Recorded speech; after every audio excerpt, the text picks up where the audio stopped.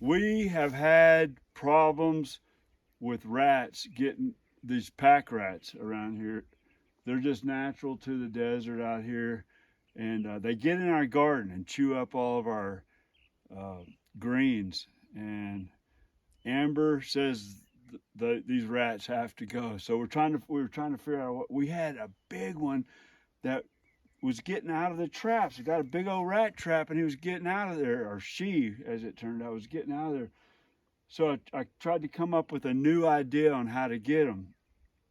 So we got these 5 gallon buckets everywhere, these plastic 5 gallon buckets. I thought, well, I'm going to contain the rats within the bucket, put two of them together in there so that when that rat hits it, it's going to get tangled up in it, and then it's going to hit the other trap, and then maybe two traps will get it while it's contained in the bucket.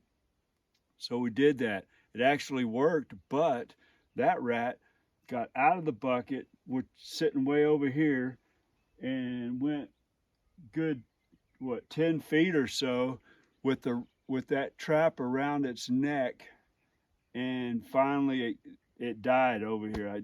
I guess it suffocated. The trap wasn't quite big enough to snap its neck, and it suffocated, which is horrible. We didn't really like that part of it, but we got the rat. The next 3 nights in a row, we've just been putting one trap in the bucket. 3 more rats. 3 nights in a row after that, we've gotten good, clean kills this time because they're smaller rats, and it's getting them. But that's 4 nights in a row that we've gotten these rats with the bucket trick. So what I'm doing, here we go, another rat, is I'm just taking a bucket, laying it down like this, and put the trap in there, put this in there to stabilize it.